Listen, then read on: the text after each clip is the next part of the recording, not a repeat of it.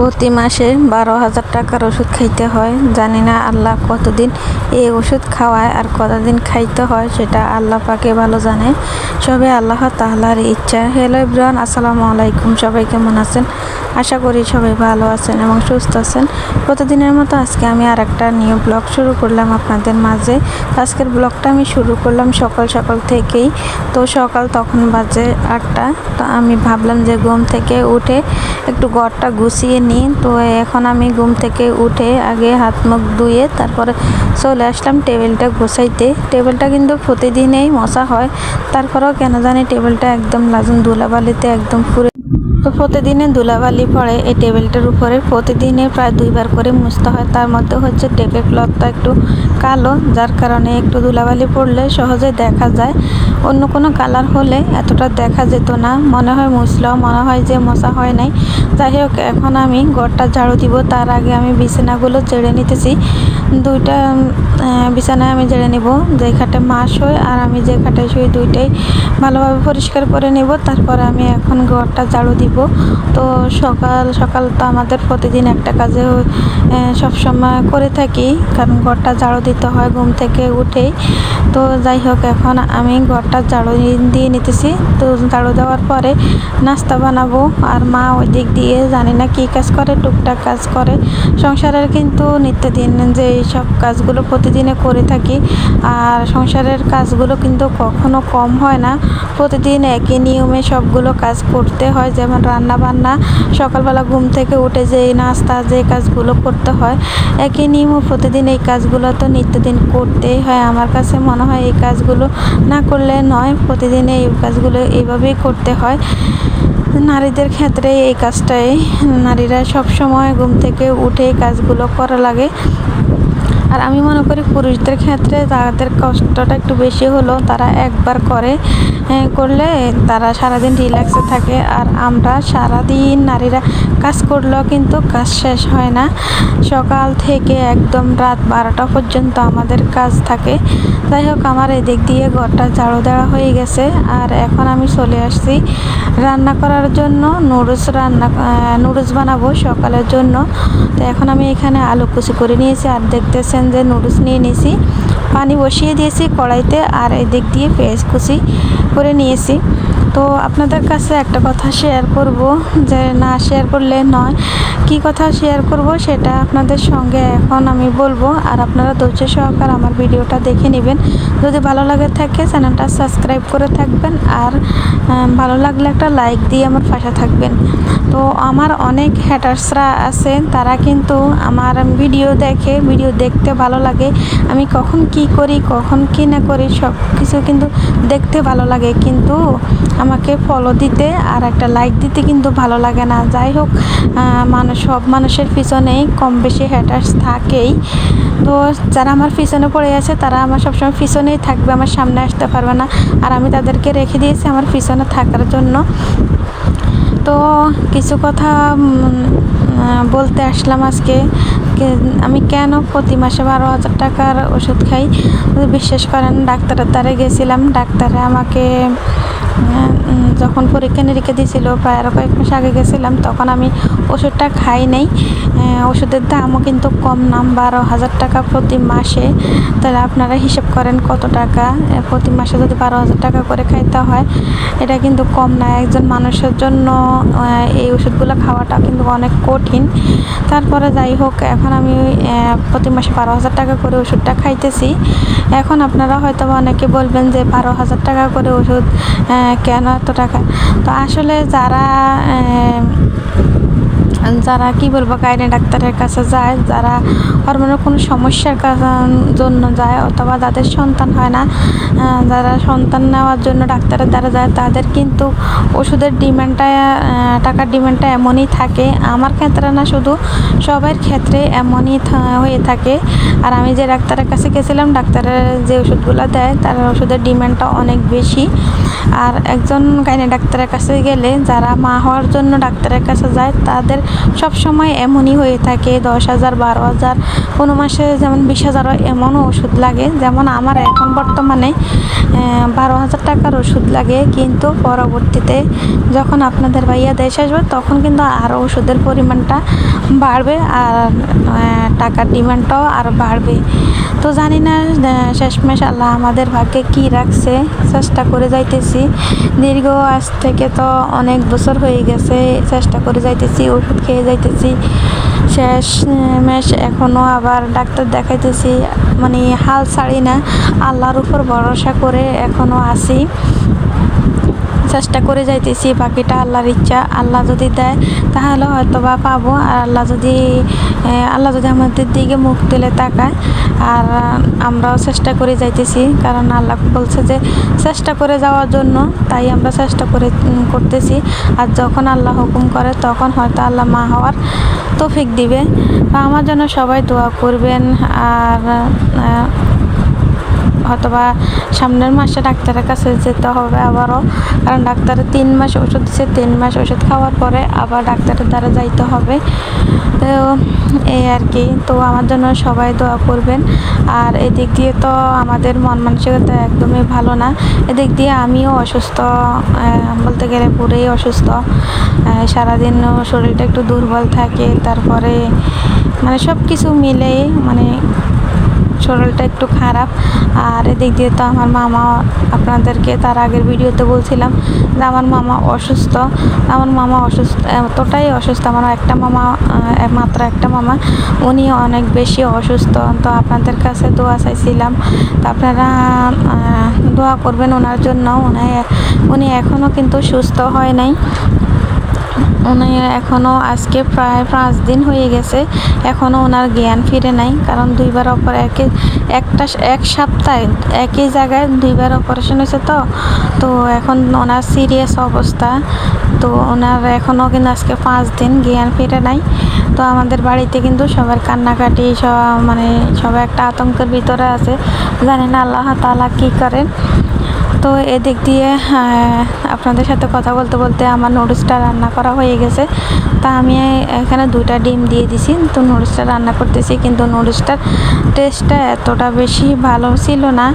আমি তার আগে একবার নুডলস রান্না করেছিলাম, ভাবছিলাম যে হয়তো বা আমার রান্না করার কোনো সমস্যা, রান্না করতে মানে কোনো ভুল হয়েছিল, যার কারণে নুডলসটা ভালো হয় নাই। তবে আজকেও রান্না করে দেখলাম নুডলসটা এত কিন্তু টেস্ট হয় নাই, খেতে এত বেশি ভালো লাগে না। সাথে কিন্তু একটা ফ্রি দিছিল, একটা ড্রাম ফ্রি দিছিল। আসলে একটা জিনিস কি, ফ্রি জিনিসের কোনো জিনিসই ভালো না আমি যা মনে করি। তো নুডলসটাতে বরকত কম, তারপরে হচ্ছে খেতেও এতটা মজা লাগে নাই। তো যাই হোক, এখন তার এগুলো ফেলে দেওয়া যাবে না, এগুলো তো খেতেই হবে। তো এখন আমি নুডলসগুলোকে ভেজে নিয়েছি, সাথে যদি আর একটু সস টস দেওয়া হইতো তাহলে ভালো লাগতো। এদিক দিয়ে আমি একটু খেয়ে দেখতেছি লবণ হয়েছে কিনা। তো এদিক দিয়ে আমি রান্না করার পর ভাবলাম যে নানুদের বাড়িতে যাব, মামার কথা জিজ্ঞেস করব যে মামার কোনো খবর পাইছে কিনা, কারণ ওনার তো কোনো খবর সহজে পাওয়া যায় না বিদেশের বাড়িতে। আপনারা তো কম বেশি সবাই জানেন যে কেউ ডিউটি ফালাই যাইতে পারে না কারোর কাছে। আর যেহেতু ওনাকে আইসিইউর ভিতরে রাখা হয়েছে, যার জন্য মানে শর্টকাট কোনোভাবে খবর নেওয়া যায় না, কারণ আইসিইউর ভিতরে রাখলে একটা টাইম দিয়ে দেয় ডাক্তাররা যে ওই টাইমে আপনারা আইসেন, ওই টাইমে আপনারা খবর পাবেন। তো এই আর কি। তো সবাই ওই একটা টাইমের দিকে তাকিয়ে থাকে, পুরো একটা দিন যায়, সন্ধ্যার দিকেই খবরটা পাই। তো যখন খবরটা পাই তখন শুনি যে এখন অবস্থা তেমনটা ভালো না। এই আর কি, সবাই একটা আতঙ্কের ভিতরে আছে। আর এদিক দিয়ে আমি সকালের ওষুধ খাইতে আসছে এখানে। তো মাঝে মধ্যে মানে ভুলে যাই, যেমন বেশিরভাগ আমার কাছে দুপুরের ওষুধটা খেতে আমি ভুলে যাই। রাতের ওষুধটা সকালের ওষুধটা মোটামুটি মনে থাকে, কিন্তু দুপুরের ওষুধটা ভুলে যাই। সকালের ওষুধটা কিন্তু মোটামুটি কম, বেশি না। তো এখানে হচ্ছে সকালের গ্যাস্ট্রিকের ওষুধ আগে খেয়ে ফেলছি, আর এখানে হচ্ছে 2টা ওষুধ নিয়ে নিছি। আর এই যে প্যাকেটটা দেখতেছেন, এই প্যাকেটটা এখন আমি ওই সাইডে একটা কাপের মধ্যে আমি করলাম, গরম পানি নিলাম, তো ওই প্যাকেটটা আমি ওষুধটা হচ্ছে গুঁড়ো, তো আমি গরম পানিতে গুলে নিয়ে তারপরে খেয়ে ফেলবো। আর এদিক দিয়ে ওষুধটা খাওয়ার পর আমি চলে আসছি মাংস ভিজাবো।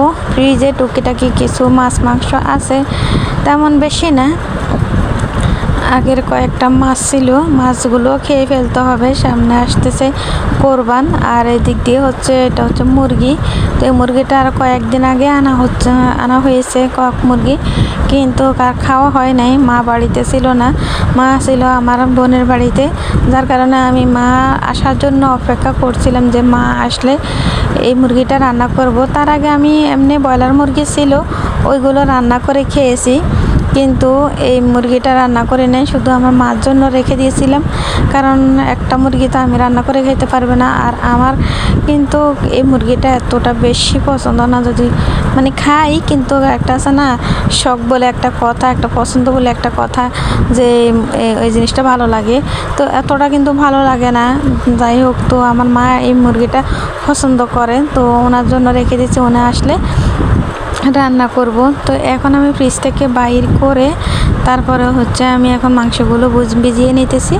মাংসগুলো ভিজতে থাকুক, আর এই দিক দিয়ে আমি টুকটাক কাজগুলো করে নেব, যেমন পেঁয়াজ কুচি করে নিব, মশলা বেটে নিব, তারপরে কাঁচামরিচ সব কিছু মানে জোগাড় করে তারপরে রান্না করতে বসবো, কারণ মাটির চুলায় তো রান্না করব।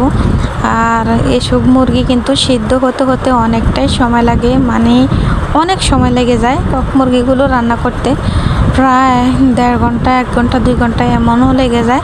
আর যাই হোক, আমি তো মাটির চুলা রান্না করব, আর মাটির চুলা গ্যাসের চুলা রান্না করলে গ্যাসও অনেক অপচয় হবে, আর মাটির চুলা কিন্তু রান্না করলে মাংসটার টেস্ট অনেক বেশি বেড়ে যাবে, আর মাটির চুলা রান্না করলে এমনি তো অনেক বেশি ভালো লাগে খেতে। এদিক দিয়ে আমি মুরগির বাচ্চাগুলোকে আদার দিয়েছিলাম, তো যে আদা খুদগুলো দিয়েছিলাম ওই খুদগুলো আমি কিনে আনছিলাম, প্রায় 100 টাকার কিনে আনছিলাম। এখন আমি মশলাগুলো বেটে নেব ফাটায়, আর আমি কিন্তু ইদানিং গুঁড়ো মশলা দিয়ে রান্না করতে কিন্তু আমার কাছে ভালো লাগে না, আমি কিন্তু বেশিরভাগই এখন প্রায় অনেক দিন থেকেই আমি গোটা মশলা ফাটায় বেটে তারপরে হচ্ছে আমি মাংসতে দিই, আমার কাছে এরভাবেই ভালো লাগে। একটু হয়তো আমার কষ্ট হয়, তারপরে এইভাবেই ভালো লাগে।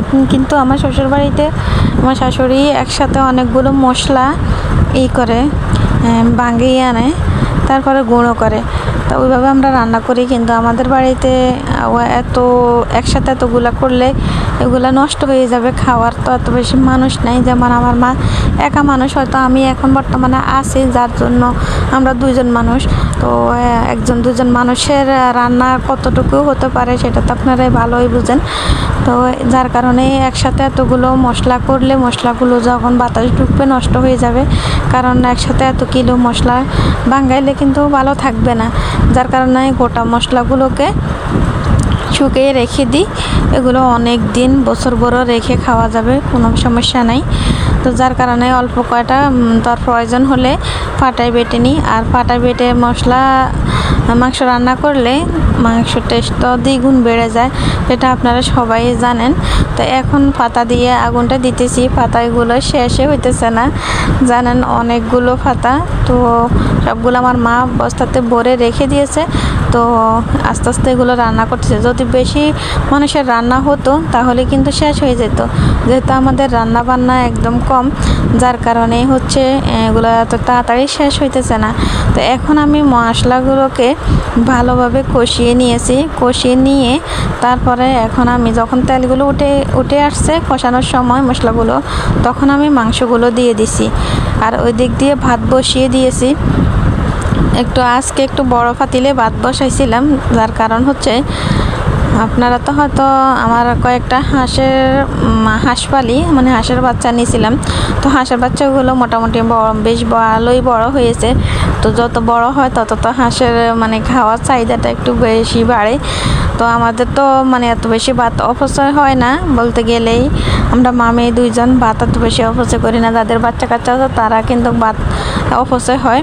তো যার কারণে হচ্ছে যাই হোক, এখন আমরা ভাত রান্না করতেছি বেশিরভাগই জন্য হাঁসের জন্য, কারণ হাঁসকে তো ভাত দিতে হবে, তো আজকে একটু বেশি করে রান্না করছি, হয়তো বা কালকে রান্না নাও করা লাগবে, ঠিক নেই। তো এদিক দিয়ে হচ্ছে আমি তো মাংসটা রান্না মোটামুটি শেষের দিকে এদিক দিয়ে আমি ভালো করে আগে মাংসটা কষিয়ে নিতেছি। মাংসটা কষিয়ে নেওয়ার পর তারপর জলের পানি দিয়ে দেব। তো আজকের রান্না বান্না আমার এই পর্যন্তই। সবাই ভালো থাকবেন, সুস্থ থাকবেন, আর সবাই আমার জন্য দোয়া করবেন, আমাদের পরিবারের জন্য দোয়া করবেন। সবাই ভালো থাকবেন। আল্লাহ হাফেজ।